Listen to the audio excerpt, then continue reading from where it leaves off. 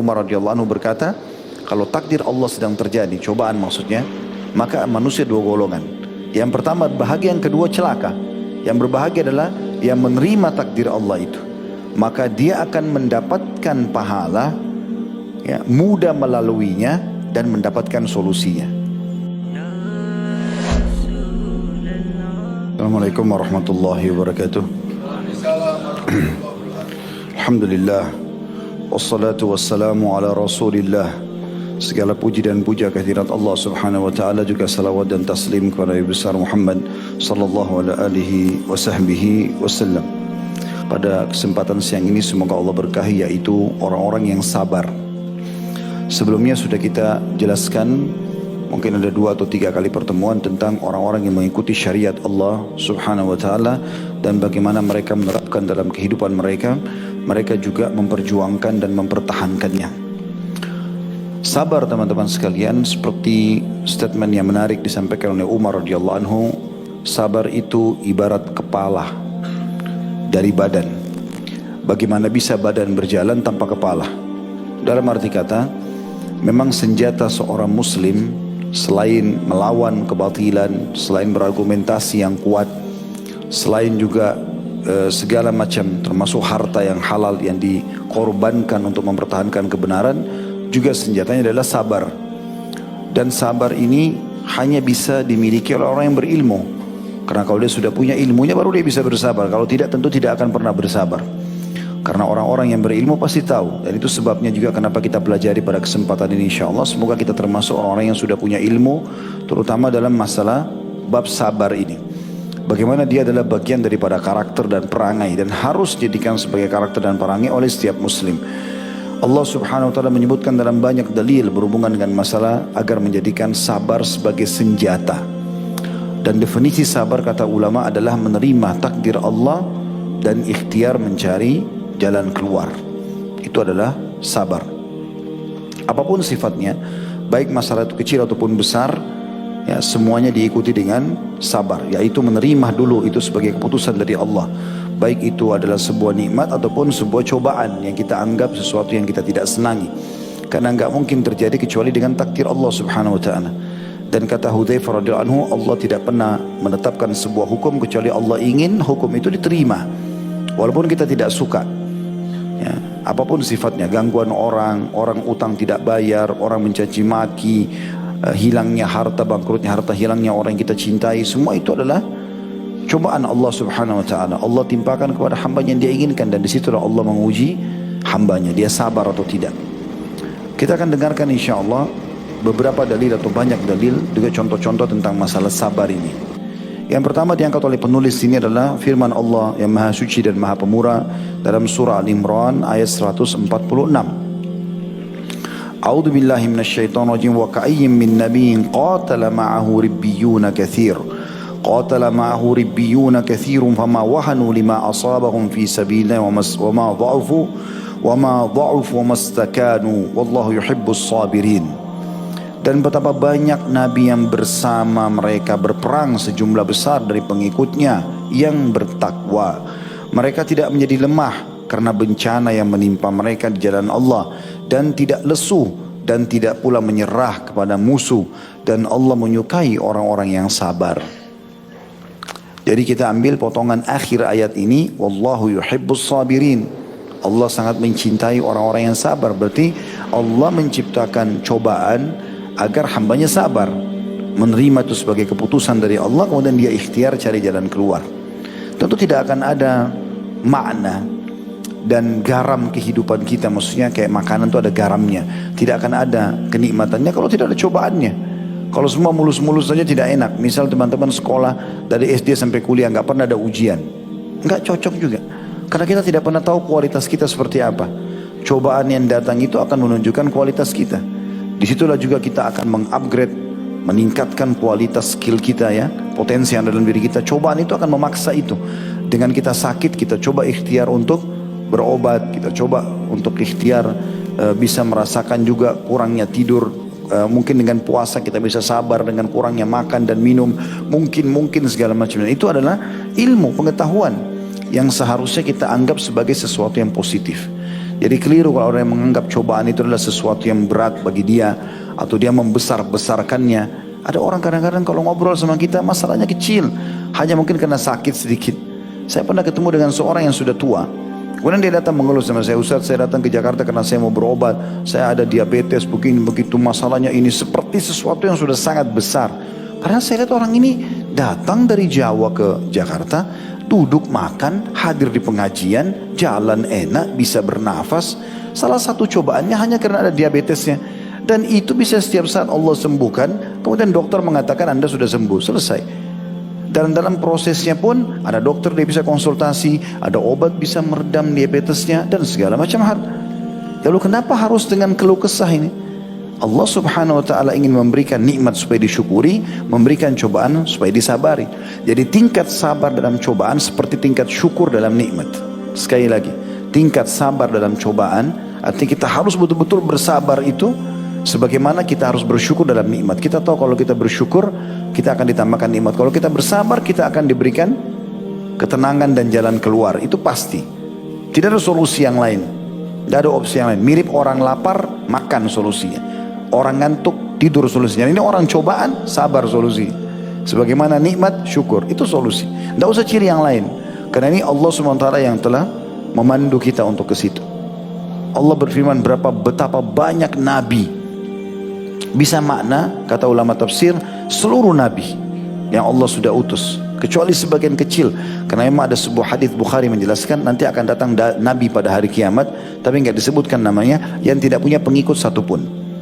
Mungkin memang tidak ada yang beriman. Allahu alam siapa nabi itu. Karena dari 124 ribu nabi dan diantaranya 313 rasul, itu yang wajib kita imani 25 nabi dan rasul. Masih banyak yang kita belum tahu. Nabi Muhammad SAW saja Allah mengatakan masih ada di antara nabi-nabi yang ada nabi yang kami ceritakan kepada Muhammad, ada yang belum kami ceritakan kepadamu. Jadi memang hampir semua nabi-nabi bersama mereka berperang sejumlah besar dari pengikutnya yang bertakwa. Untuk berperang itu bukan hal yang gampang. Keluar, bawa senjata, berhadapan dengan musuh. Kalau kita tidak pernah memulai pengorbanan kecil, kemudian mau diminta pengorbanan besar, mustahil terjadi. Antum nggak pernah berinfak 1.000 rupiah atau 2.000 rupiah lalu kemudian mau berinfak 100.000, itu nggak bakal mungkin terjadi. Tapi mulai dari kecil, kemudian bertahap jadi 5.000, 10.000, jadi 50.000, jadi 100.000. Tidak akan pernah jadi 1 juta kecuali 100.000 dulu dimulai dan seterusnya sampai pindah kepada hal yang lebih besar. Kita berkorban dulu haus, lapar dengan puasa. Kita berkorban dulu dengan mendahulukan orang lain. Baru nanti tahapan-tahapan yang terbesarnya berkorban darah, gitu kan.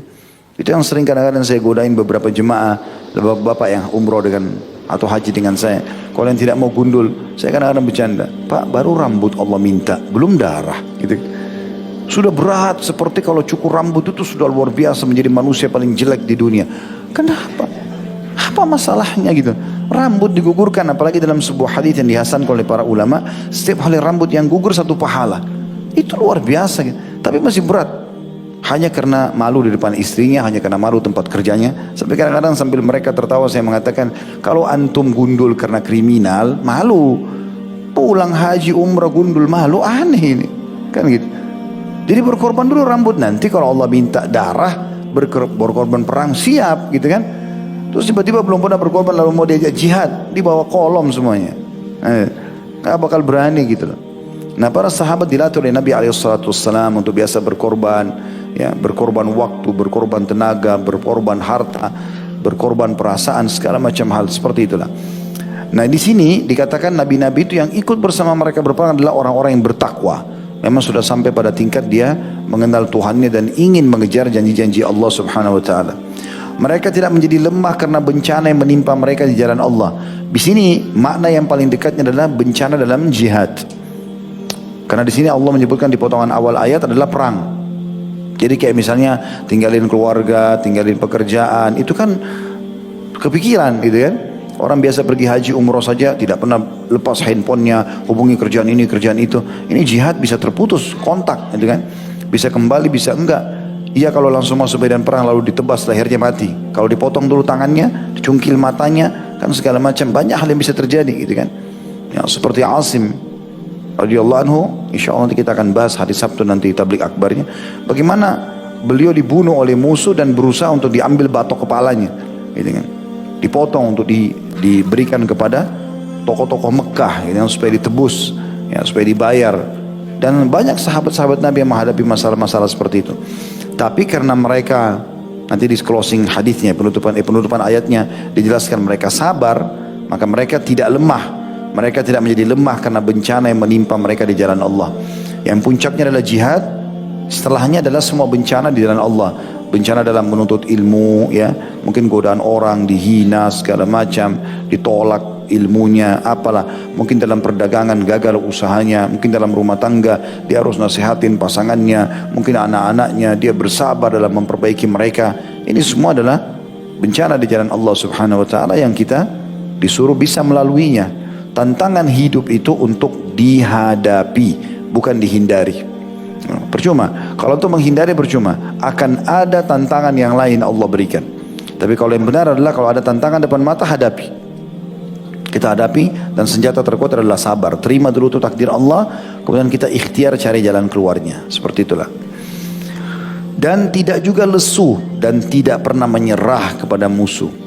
Dia tidak pernah menyerah kepada syaitan, manusia dan jin yang berusaha melemahkan iman, menggoyahkan, ya.